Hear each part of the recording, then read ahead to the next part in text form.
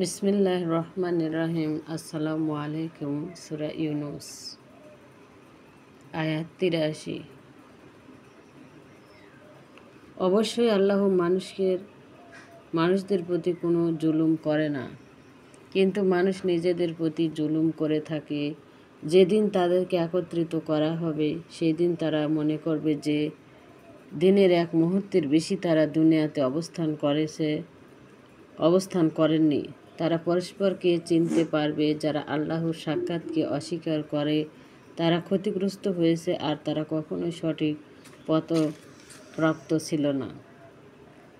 আমি তাদেরকে যে পরিণতির ভয় দেখিয়েছি তার কিছু অংশ আমি যদি তোমাকে দেখিয়ে দিই, কিংবা তার পূর্বেই তোমাকে যদি উঠিয়ে দিই, অবস্থা যেটাই হোক না কেন তাদের প্রত্যাবর্তন তো আমার কাছেই। সর্বোপরি তারা যা কিছু করেছে আল্লাহ হচ্ছেন তার সাক্ষী। প্রত্যেক জাতির জন্য পাঠানো হয়েছে একজন রসুল। তাদের রসুল যখন এসেছে তখন ন্যায়পরায়ণতার সঙ্গে তাদের মাঝে ফয়সালা করা হয়েছে, তাদের প্রতি কোনো জুলুম করা হয়নি। তারা বলে, তোমরা সত্যবাদী হলে বলো তো এই প্রতিশ্রুতি কখন সত্য হয়ে দেখা দিবে। বলো, আল্লাহর ইচ্ছে ব্যতীত আমার নিজেরও কোনো ক্ষতি বা লাভ করার ক্ষমতা নেই। প্রত্যেক সম্প্রদায়ের জন্য একটা নির্দিষ্ট সময় নির্ধারিত আছে। তাদের সেই নির্দিষ্ট সময় চলে আসলে তারা এক মুহূর্ত আগ পাস করতে পারবে না। বলো, তোমরা কি চিন্তা করে দেখছো যদি তার আযাব হঠাৎ করে রাতে বা দিনে তোমাদের উপর এসে পড়ে, তাহলে তো তোমাদের করার কিছুই নেই। অপরাধীরা তার কোনোটাই তাড়াহুড়া করে আনতে চায়, তাহলে ওটা বাস্তবে ঘটে যাওয়ার পরই কি তোমরা তাতে বিশ্বাস করতে চাও? ঘটে যাওয়ার পর বলা হবে, এখন বিশ্বাস করলে এটার জন্য তোমরা তাড়াহুড়া করেছিলে। অবশেষে জালিমদেরকে বলা হবে, স্থায়ী শান্তির স্বাদ গ্রহণ করো। তোমরা যা কিছু উপার্জন করেছিলে তার প্রতিফল ছাড়া তোমাদের আর কি দেওয়া যেতে পারে? তারা তোমার কাছে জানতে চায় তুমি যা বলছো সেগুলো কি প্রকৃতই সঠিক? বলো, হ্যাঁ, আমার রবের কসম, তা একেবারে সত্য। তোমরা তা বানচাল করতে পারবে না। জুলুম করেছে এমন প্রত্যেকেই দুনিয়াতে যা কিছু আছে, যদি তা সব তার হতো তবে সে বিনিময়ে তা প্রদান করে। আযাব হতে বাঁচতে চাইতো তারা যখন আযাব প্রত্যক্ষ করবে তখন মনের দুঃখ তাপ গোপন করবে। ন্যায়পরায়ণতার সঙ্গে তাদের ব্যাপারে ফয়সালা করা হবে। তাদের প্রতি কোনো প্রকার জুলুম করা হবে না। জেনে রাখো, আসমানসমূহ আর জমিনে যা কিছু আছে সবই আল্লাহর। জেনে রেখো, আল্লাহ ওয়াদা সত্য, কিন্তু অধিকাংশ মানুষ এ সকল বিষয়ে জানে না। তিনি জীবন দান করেন, তিনি মৃত্যু দেন, আর তার দিকেই তোমরা ফিরে যাবে। হে মানুষ, তোমাদের প্রতিপালকের নিকট থেকে তোমাদের কাছে এসেছে নসিহত, আর তোমাদের অন্তরে যা কিছু তার নিরাময়, আর মুমিনদের জন্য সঠিক পথের দিশা ও রহমত।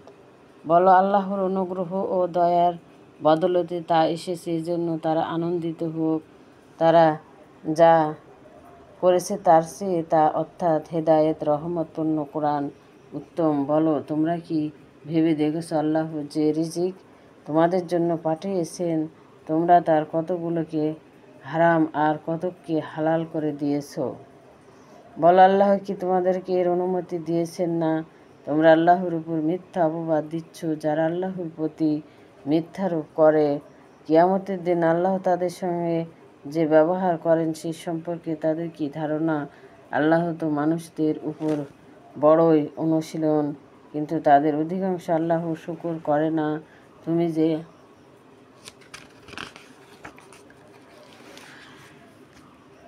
তুমি যে অবস্থাতেই থাকো না কেন, আর তুমি কোরআন থেকে যা কিছুই তেলাওয়াত করো না কেন, আর যে আমলই তোমরা করো না কেন, আমি তোমাদের উপর রয়েছি প্রত্যক্ষদর্শী। যখন তোমরা তাতে পূর্ণরূপে মনোনিবেশ করো, এমন পূর্ণ পরিমাণ বা তা থেকে ছোট বা তা থেকে বড় বস্তু না আছে পৃথিবীতে আর না আছে আসমান, যা তোমার প্রতিপালকের সৃষ্টির আড়ালে আছে, তা লেখা আছে এক সুস্পষ্ট কিতাবে।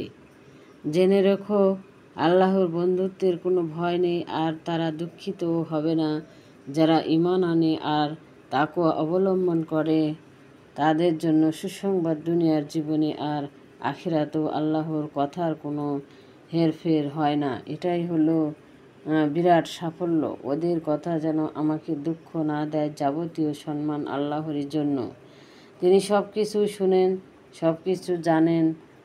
জেনে রেখো, যা কিছু আসমান সমূহে আছে আর যারা জমিনে আছে, সবাই আল্লাহর।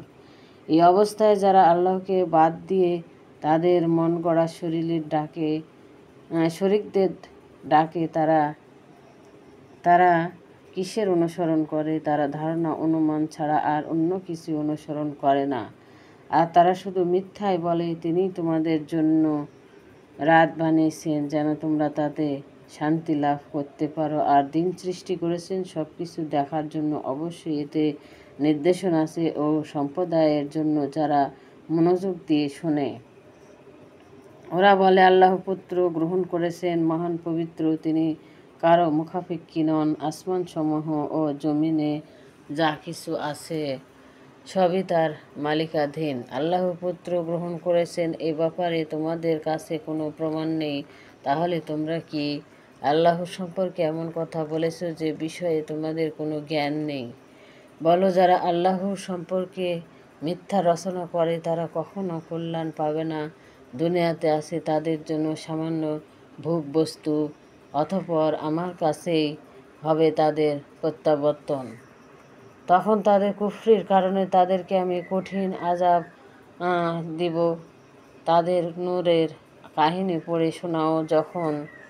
সে তখন সম্প্রদায়কে বলেছিল, হে আমার সম্প্রদায়, আমার অবস্থিতি আর আল্লাহর আয়াতসমূহ তারা তোমাদের প্রতি আমার উপদেশ দান যদি তোমাদের নিকট অসহ্য মনে হয়, তাতে আমার কোনো পরোয়া নেই, কারণ আমি ভরসা করি আল্লাহর উপর। তোমরা তোমাদের শরীকদেরকে নিয়ে সম্মিলিতভাবে সিদ্ধান্ত গ্রহণ করো, পরে তোমাদের সিদ্ধান্তের ব্যাপারে তোমাদের মাঝে যেন অস্পষ্টতা না থাকে। অতঃপর আমার উপর তা কার্যকর করো আর আমাকে কোনো অবকাশই দিও না। আর যদি তোমরা আমার আহ্বান থেকে মুখ ফিরিয়ে নাও, তাতে আমার কোনো ক্ষতি হবে না। আমি তো তোমাদের কাছে কোনো পারিশ্রমিক চাচ্ছি না। আমার পারিশ্রমিক আছে কেবল আল্লাহর নিকট। আমাকে আত্মসমর্পণকারীদের মধ্যে সামিল হওয়ার আদেশ দেওয়া হয়েছে, কিন্তু তারা তাকে মিথ্যা বলে অমান্য করল। তখন আমি তাকে আর তার সঙ্গে যারা নৌকায় ছিল তাদেরকে রক্ষা করলাম আর তাদেরকে পৃথিবীতে উত্তরাধিকারী বানালাম। আর যারা আমার আয়াতসমূহকে মিথ্যা বলে অমান্য করেছিল তাদেরকে ডুবিয়ে মারলাম। এমন দেখো, যাদেরকে সতর্ক করা হয়েছিল তারা সতর্ক না হওয়ায় তাদের কি পরিণাম ঘটেছিল। নোহের পর আমি রসুলদেরকে তাদের সম্প্রদায়ের কাছে পাঠিয়েছিলাম। তারা তাদের কাছে সুস্পষ্ট নির্দেশন নিয়ে এসেছিল, কিন্তু পূর্বে তারা মিথ্যা জেনে প্রত্যাখ্যান করার পর আর ঈমান আনতে প্রস্তুত হয়নি। সীমা লঙ্ঘনকারীদের হৃদয়ে এভাবেই আমি মোহর লাগিয়ে দিই।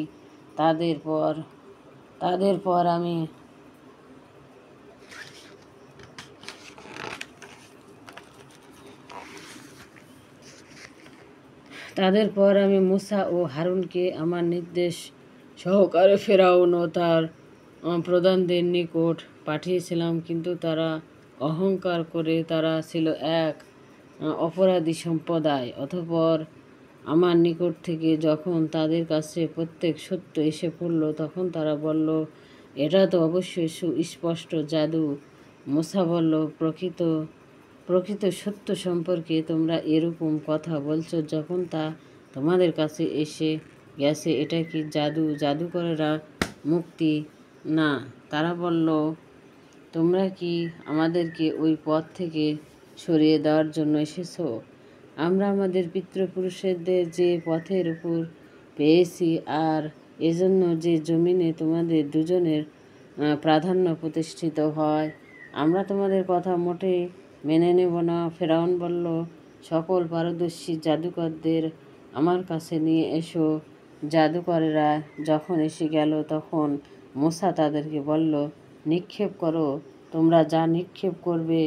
তারা যখন নিক্ষেপ করল, তখন মূসা বলল, তোমরা যা নিয়ে এসেছো তা তো জাদু, আল্লাহ এক্ষুনি তা ব্যর্থ করে দিবেন। ব্যর্থ হওয়ার পর আল্লাহ বিশৃঙ্খলাকারীদের কাজকে সংশোধন করেন না। আল্লাহ তার বাণীর সাহায্য প্রত্যেক সত্যকে প্রতিষ্ঠিত করবে। অপরাধীদের কাছে তা যতই অপরাধী কর হোক না কেন। মুসার উপর তার জাতির মধ্যে হতে গুটি কয়েক লোক ব্যতীত কেউই ঈমান আনেনি। ফেরাউন তার প্রধানদের নির্যাতনের ভয়ে ব্যস্ত। ফেরাউন দুনিয়াতে খুবই উদ্ভট ছিল, আর সে ছিল অবশ্যই সীমা লঙ্ঘনকারীদের অন্তর্ভুক্ত। মূসা বলেছিল, হে আমার জাতির লোকেরা, তোমরা যদি আল্লাহর প্রতি বিশ্বাস স্থাপন করে থাকো, তাহলে তোমরা তারই উপর ভরসা করো। যদি তোমরা আত্মসমর্পণকারী হও। তখন তারা বলল, আমরা আল্লাহর উপরই ভরসা করি। হে আমাদের প্রতিপালক, আমাদেরকে জালিম জাতির অত্যাচারের পাত্র করো না, আর তোমার অনুগ্রহে আমাদেরকে কাফের সম্প্রদায় থেকে রক্ষা করো। আমি মূসা আর তার ভাইদের প্রতি ওহী করলাম যে, মিসরে তোমাদের সম্প্রদায়ের জন্য ঘর তৈরি করা, আর তোমাদের ঘরগুলোকে ইবাদত গৃহ করো, আর নামাজ প্রতিষ্ঠা করো, এবং মুমিনদের সুসংবাদ দাও। মূসা বলল, হে আমার প্রতিপালক, তুমি ফেরাউন আর তার প্রধানদেরকেও পার্থিব জগতে চাকচিক্য আর ধন সম্পদে দান করেছ, আর এর দ্বারা, হে আমাদের রব, তারা মানুষকে তোমার পথ থেকে বিচ্যুত করেছে। হে আমার প্রতিপালক, তাদের সম্পদ ধ্বংস করে দাও, আর তাদেরকে হৃদয়ে কঠিন করে দাও, যাতে তারা ভয়াবহ আযাব দেখার পরেও পর্যন্ত ঈমান আনতে সক্ষম না হয়। যেহেতু তারা বারবার আল্লাহর নির্দেশ দেখেও সত্য দিনে শত্রুতায় অটল হয়ে আছে।